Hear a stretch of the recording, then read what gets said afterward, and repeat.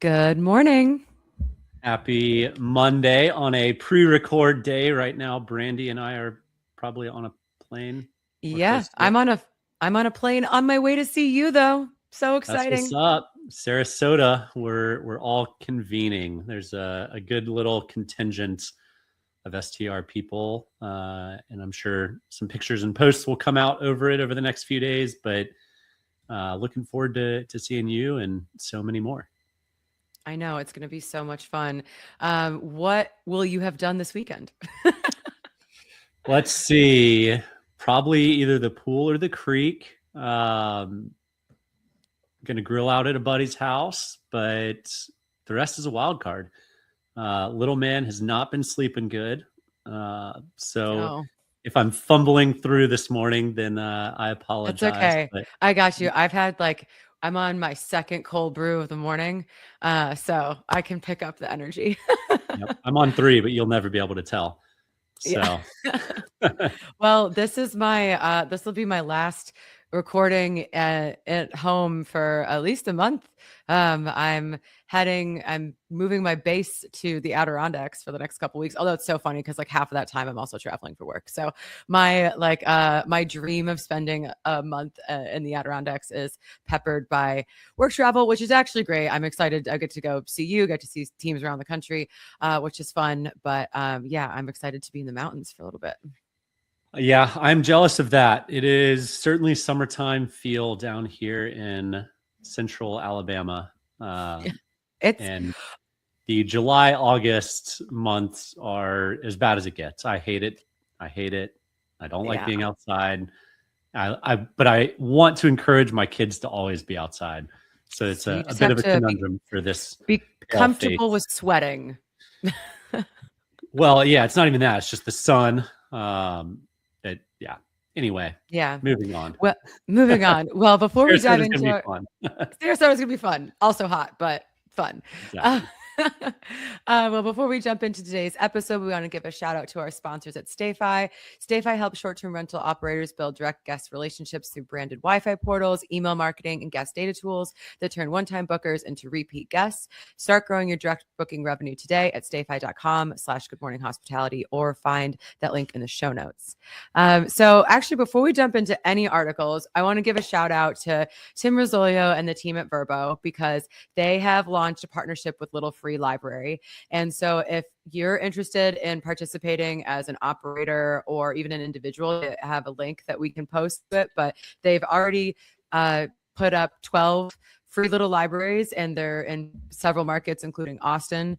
And I can also contribute as an individual. So I'm going to be sending this to my StayTerra brands to see if anyone is interested in participating. But as an individual, I have to give my recommendations to some of my favorite books that I've read recently. So in case anybody are big fiction fans, I've been talking a lot about the Red Rising series. So highly recommend that. Project Hail Mary, and Kafka on the Shore. So if you need some summer reading, check out any of those books and get back to me and tell me what you think. And if you get sucked into Red Rising, you're welcome because it's incredible. and leave it in one of Verbo's book homes. Yes, exactly. Yeah, I saw this and I was so happy. It's very inexpensive marketing from their standpoint, and such a good product placement. Putting a billboard, it would be a similar concept, but probably cost significantly more money and be less personal. So I really love this. I love the book exchange stuff. We've got one in our neighborhood that pops up and down. People drop books in. So mostly kids books for us, but I'd imagine that's probably what, I don't know. There might be a good mix of kids and adult books on the vacation destination spots. Yeah, definitely. Well, on to one of our meatier topics for today, which is Casago has nearly sold all of the Vacasa units. And that is, I mean, just pretty wild when you consider how enormous Vacasa's 32,000 units. That's not just like 2 businesses you have to sell, that's hundreds, over 600. Yeah, and they sold them market by market, right? So that's, I don't know, 30 plus transactions. I would guess. I don't think we have that number. But to do that in a year and a half since the transaction happened is pretty substantial. So nice work to that team that was doing it. I know a lot goes into it, but the Vacasa inventory has a lot of value. It's a shame that the company that did all the roll-ups didn't work out. But I think what we've learned in the short-term rental world is that operations needs to be localized, and there you have to have that local look and feel. And you guys at StayFi are doing something similar, rolling up companies, but keeping that local look and feel, and even that local brand. So I think what I'm going to be super interested to track over the next year or two is the Casago franchise. How much additional value does franchise bring in the national brand?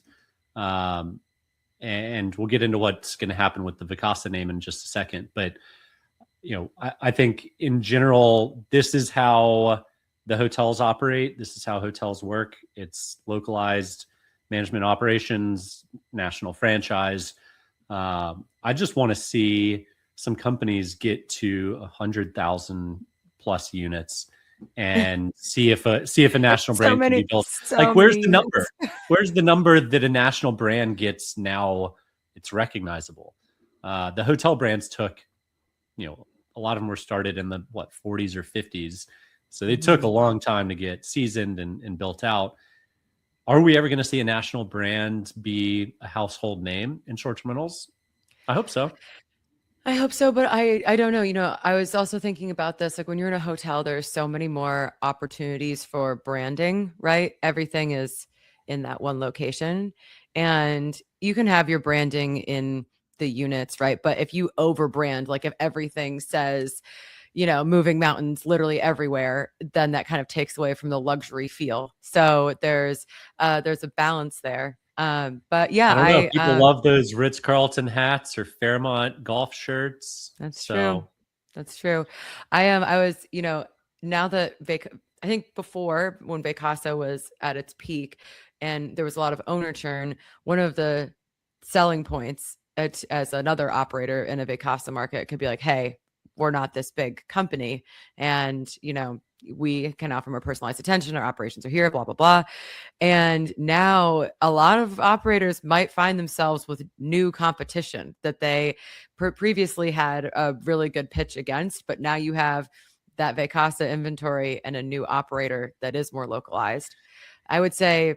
And more invested in it, right? Yeah. So there's a lot of really good GMs out there, and this isn't a knock on them at all, but an owner is always going to be more invested than someone who's hired on, period.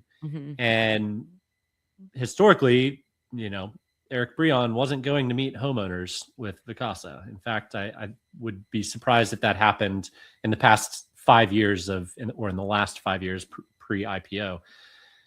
But now it can happen. So you can have pitch the benefit of the national brand, but actually have the owner of that market be able to answer all the questions of how that market operates and works, have the passion and intensity and desire to make it work well. So I do think it can be quite compelling. Yeah. Well, and then there's also, and with our PE frenemies, there's also, it was a great opportunity to just gobble up a bunch of markets, and now you get to present. You don't have to go out and acquire those brands individually.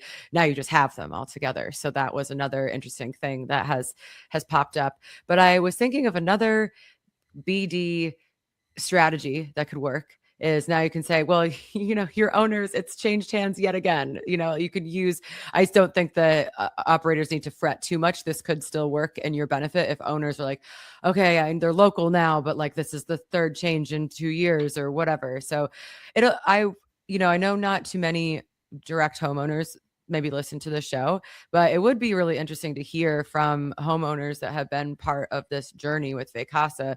Do they feel now more relaxed and more, excited about the future? Or are they just do they have a little whiplash from being, because they don't know the ins and outs of this business very well. So this could just be another company and they might feel a little burned by past experiences.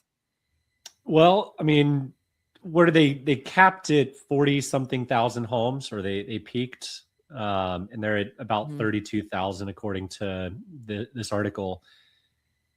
That's a pretty decent retention given all the volatility that's happened. And we know Vacasa, in acquiring of the 200 different businesses over 5 to 10 years, their churn rate was through the roof. So I'd be curious to track that 32,000 number over the next 12 months. And if it stays anywhere in the 30K range, then they've done an incredibly great job at retention.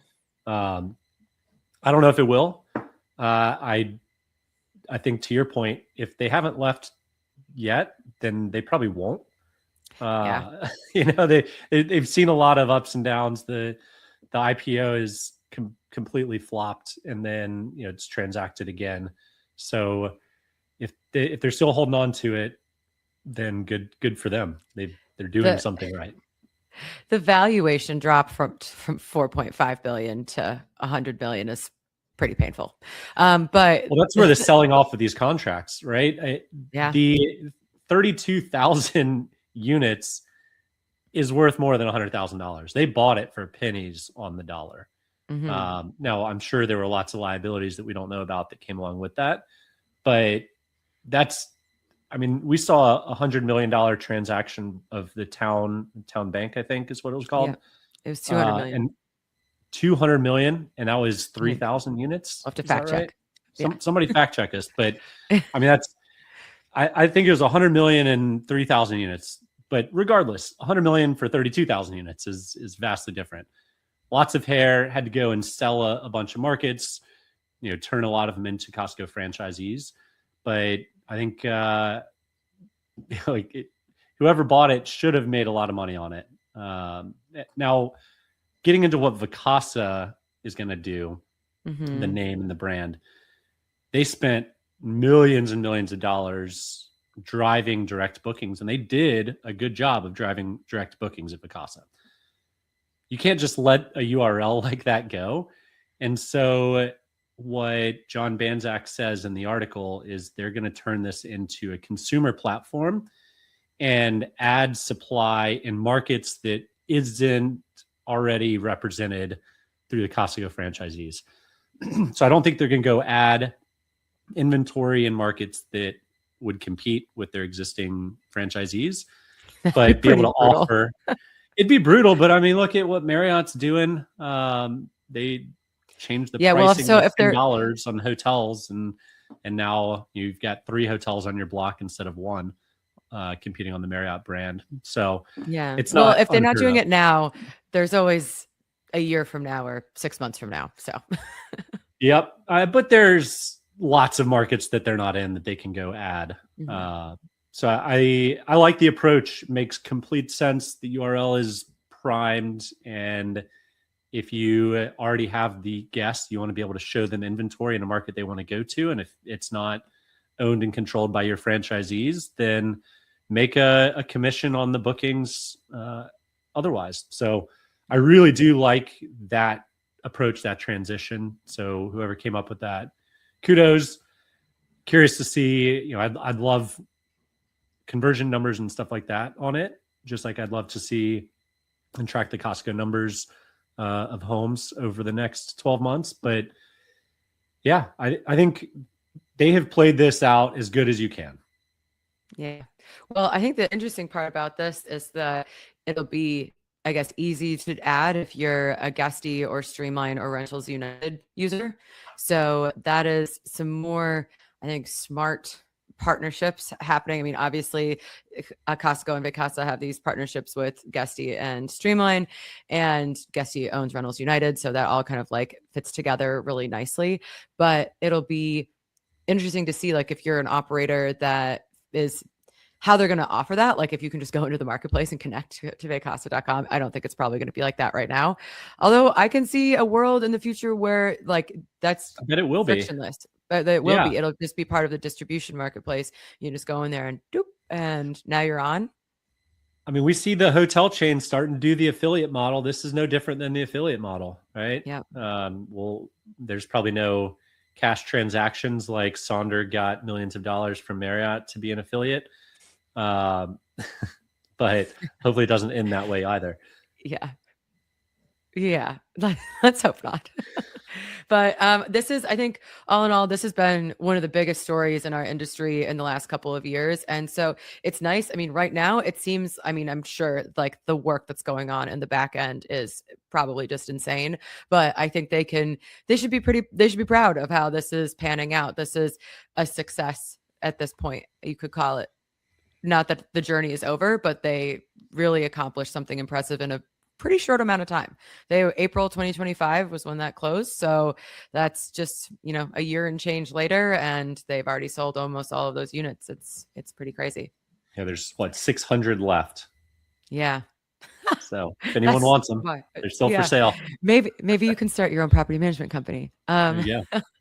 Well, before we move on to other big transactions in the news, want to give a shout out to our sponsors at Bilt. They're helping restaurants and hotel F&B teams better understand their guests and create more personalized experiences that drive repeat visits. So if you care about loyalty and guest experience, which all of our listeners do, it's definitely worth checking out. Head to joinbilt.com/GMH. So our next story today, I saw this floating around, interestingly, not just in my LinkedIn bubble of vacation rental industries, but also on regular news sites and on Instagram. But Airbnb just bought its first ever building in New York City. They paid $81 million for it. Some savvy people might recognize this from the Anna Delvey fake documentary or whatever that was. The German fake heiress who tried to start the social club. This is that building. Interesting. So it's a beautiful building. It's a beautiful building. And honestly, I hope they do. They're so good at marketing. I really hope someone leans into that whole story, because that was such a big thing, a big splash a couple of years ago. So hopefully, I'm sure there's someone in the marketing department that's thinking of something fun to tie in there. Yeah. And I loved Chesky's comment on X. There's at least one legal Airbnb property in New York City. So yeah, Airbnb banned the majority of, New York City banned the majority of Airbnbs in 2022. And now Airbnb is returning the favor by spending $81 million on a building in New York. I don't know why they would choose that market. I mean, their two biggest office markets are San Francisco, where it's banned, and New York, where it's banned. Yeah. I don't know. I guess it's where the talent that they've hired is, Yeah, I mean, talent is very important, and those two markets are arguably the number one and number two top tier talent pools in the country. But there's also got to be some sort of, I don't know, respect or the opposite, disrespect towards the cities that are saying, we want you to pay taxes here, but we're not going to let your business actually transact here. So yeah, or work with you to help your business transact here. Yeah, it's, and so something I saw, this was floating around on Instagram, so not in our our spheres, but it was Airbnb bought a hotel, and I was like, nope, that's not what this is. Although who's to say what they'll do in the future, but I really doubt I don't know. I was going to ask, do you think Airbnb will ever buy real estate that's not an office? I mean, I don't think so. I think, but it also, if you had asked me, when I was writing my thesis on Airbnb leading the sharing economy, I also wouldn't have thought that they would be the company they are now, of getting into hotels and all of these things. So who knows? Never say never, but I think unlikely in the near future. Yeah, I think the only reason this article is fun is to just kind of try and picture Airbnb going. Well, there's two reasons it's fun. Try and picture Airbnb going and buying properties. But two, they're buying real estate in a market that they're completely banned in. So there's a little bit of mental gymnastics that have to happen.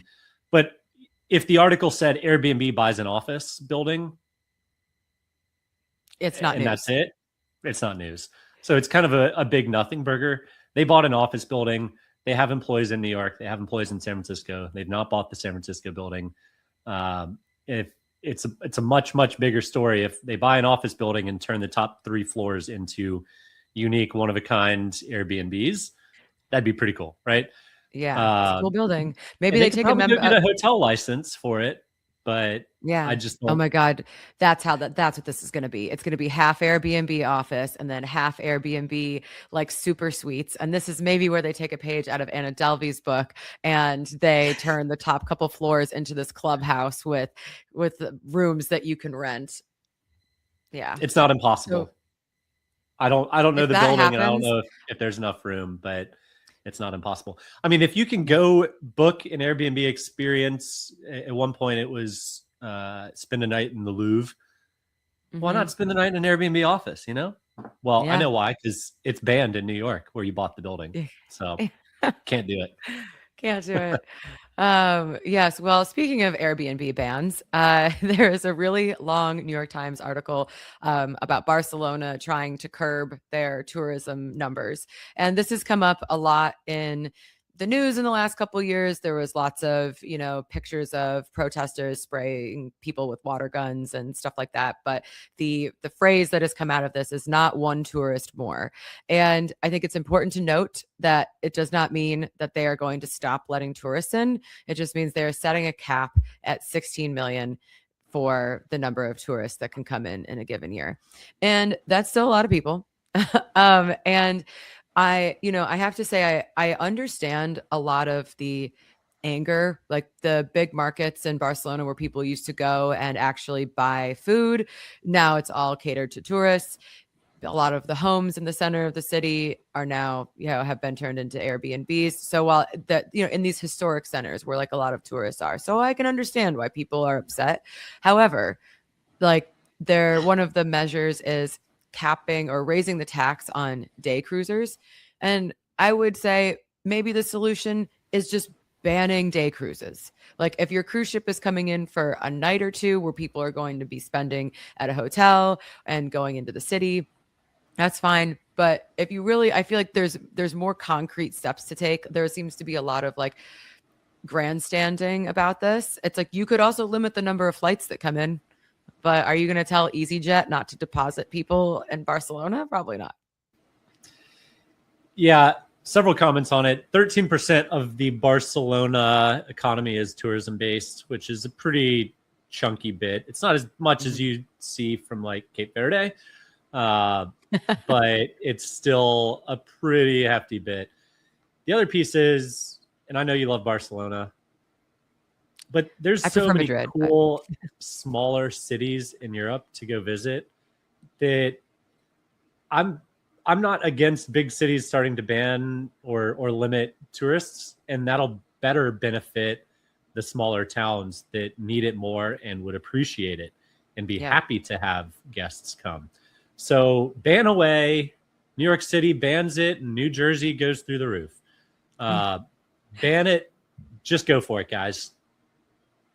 Yeah. Well, just see what was interesting, and that I didn't realize this at all, is that most of the tourism comes from within Spain and then followed by the United States, which is not surprising. Everybody really loves Spain and there's lots of easy flights to Barcelona. So it makes a lot of sense.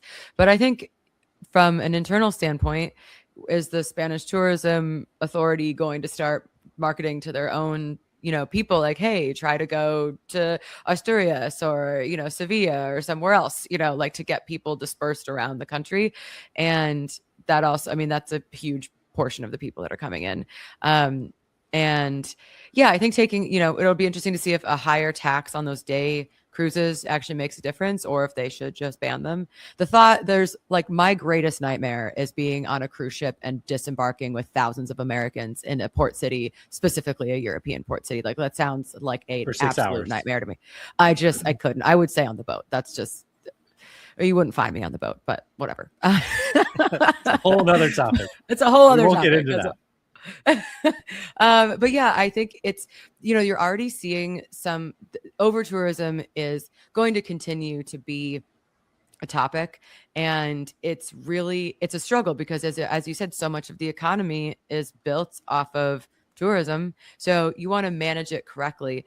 And you also, the rage of the locals needs to be, when you start feeling those sentiments, it's like it's kind of on these cities to catch them before it's happening in Portugal, where they open these golden visa program, or not golden visa, but nomad visa programs, and then tons of expats come in, and then now the price of a 1 bedroom in Lisbon is equivalent to basically what people make in a month. So it's, there's these economic stimulus ideas are great, but I think if any other countries or cities are thinking about doing this, see what some of your brethren have done right and wrong, and maybe put in some policies so that so the anger doesn't get to this point and you don't have to start banning things, and there isn't this tension between the local population and all the people that want to come and enjoy your city.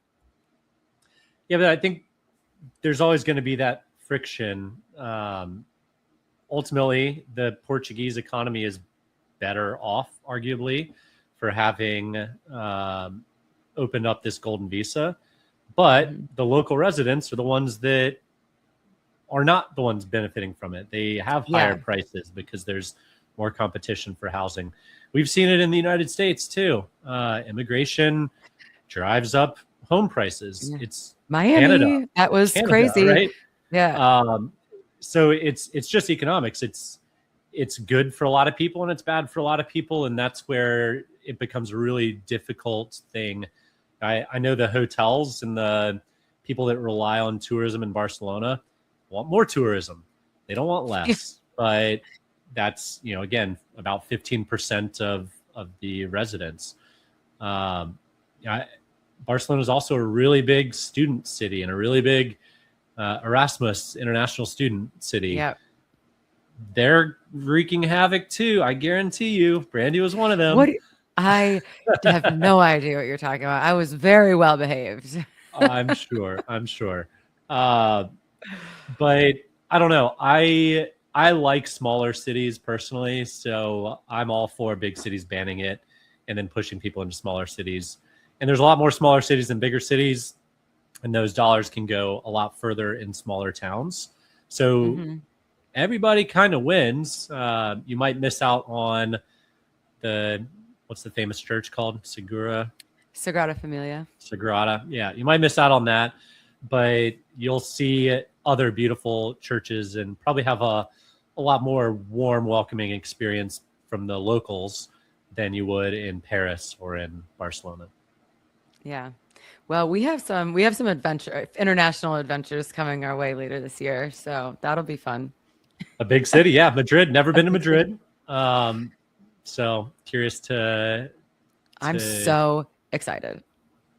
Yeah, I can't wait to. So my list of places I want to take you is way too long. All right. Well, shout out Guesty. We're going to Guestival in right at 2 months now. That's crazy. we're not too far from that. The year is flying by and conference season is upon us. But Brandy, I am excited to see you and so many more folks in just a few days here, and super interested to hear what comes out of it, where everybody's head is with where the direction of the industry is going. And I'm sure we'll have lots to talk about next episode. All right. Sounds good. Thanks everyone for tuning in, and we will see you all next Monday.